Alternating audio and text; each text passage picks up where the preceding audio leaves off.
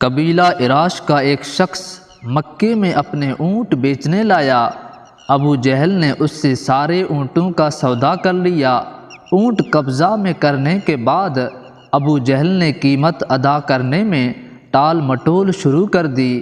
عراشی کئی روز مکے میں ٹھہرا رہا مگر ابو جہل برابر ہیلے بہانے کرتا رہا۔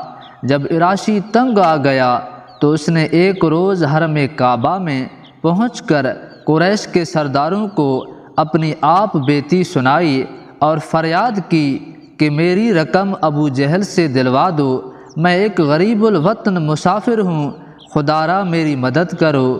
اتفاق کی بات، جس وقت وہ قریش کے سرداروں سے فریاد کر رہا تھا، خدا کے رسول بھی حرم کعبہ کے ایک گوشے میں تشریف فرما تھے۔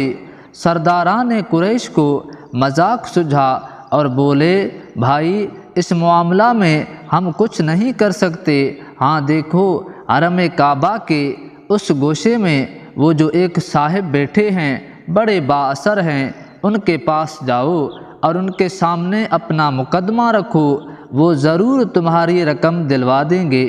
سرداران قریش نے ایک دوسرے کی طرف دیکھ کر اور مسکرا دیے کہ اب مزہ آئے گا۔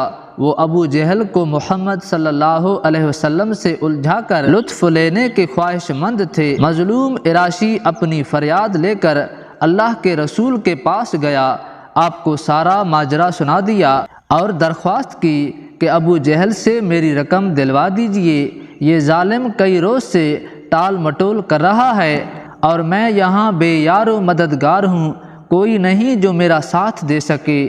خدا کے رسول صلی اللہ علیہ وسلم اسی وقت اٹھ کھڑے ہوئے اور عراشی کے ساتھ سیدھے ابو جہل کے مکان پر پہنچے۔ باہر سے دروازہ کھٹکھٹایا، ابو جہل نے اندر سے پوچھا، کون؟ آپ صلی اللہ علیہ وسلم نے فرمایا، محمد۔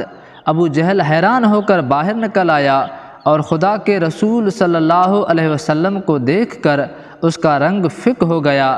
آپ نے روبدار آواز میں کہا، تم نے اس عراشی سے اونٹ خریدے ہیں؟ فوراً اونٹوں کی رقم لا کر اس شخص کو دے دو۔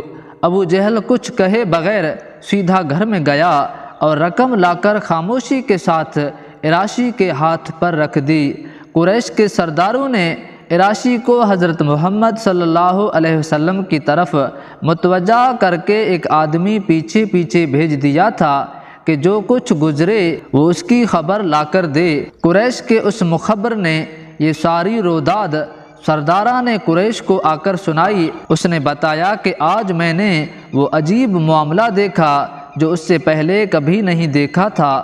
ابو جہل گھر سے باہر نکلا تو محمد صلی اللہ علیہ وسلم کو دیکھ کر اس کا رنگ اڑ گیا، اور جب محمد صلی اللہ علیہ وسلم نے اس سے کہا کہ اس عراشی کی رقم لا کر دے دو تو یہ معلوم ہوتا تھا کہ جیسے ابو جہل کے جسم میں جان ہی نہیں ہے۔